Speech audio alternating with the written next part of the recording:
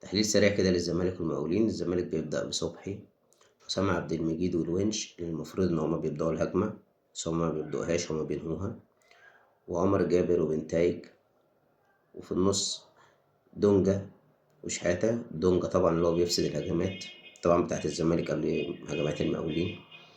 وقدام الوينج اللي هو مش وينج ناصر ماهر، وده وينج رايت. والوينج ليفت ادم كايد اللي هو مش وينج برضه.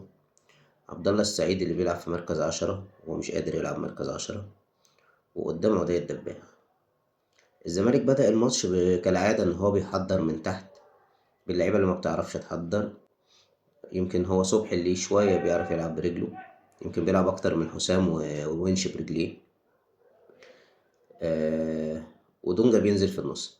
فأنت متخيل إنك أنت بتبدأ الهجمة بتلاتة أصلا ما بيعرفوش يباصوا، فمتخيل هجمتك هتبدأ إزاي. طيب هو عايز يعوض ده بإيه؟ أما دخل الاتنين الوينجرز اللي هما ناصر ماهر وآدم كايت، دخلهم في نص الملعب. فبقى عندك في نص الملعب 4 لعيبة اللي هما شحاتة وآدم كايد وناصر ماهر وعبد الله السعيد. تقريبا الأربعة بيعملوا نفس الدور ما عدا شحاتة. طيب يعني انت كده خسران 3 لعيبة، كان ممكن لعيب واحد يقوم بدور الأربعة. ده امتى؟ لو انت كنت أصلا بدأت بناصر ماهر في مركز 10. حلو. وده الدباغ محدش جاب له كور عشان خاطر نتكلم عليه، يعني كل كورة جات له هو اتصرف فيها صح، بس طبعا ما يتحكمش عليه دلوقتي. الشوط التاني ابتدى بنفس الشكل، مفيش أي خطورة على الجون، مفيش كورة بتتشاط على ال3 خشبات. في الدقيقة 58 نزل ألفينا وناصر منسي مكان عدي وآدم. تغييرة ألفينا هي الوحيدة اللي عملت لنا شكل، هي الوحيدة اللي عملت لنا خطورة. الراجل بيمسك الكورة وبيعدي من واحد ومن التاني وبيعمل أوفرات كويسة.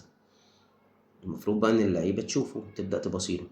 بالعكس، لقيت الملعب كله مايل ناحية الشمال، ناحية بنتايج وناصر ماهر اللي هو بيلعب وينج ليفت، وعبد الله السعيد راح لهم، وبقى كل اللعب مايل الناحية التانية. طب ما تروح على الوينج اللي شغال معاك كويس، لا نروح على الناحية التانية. طبعا ده معناه يا اما اللعيبة في الملعب مش سامعة المدرب، يا اما المدرب ما بيتكلمش. اول شوطة على ال3 خشبات كانت في الدقيقة 91 من خوان ألفين. ده كان شكل الزمالك اللي هو ما كانش ليه شكل.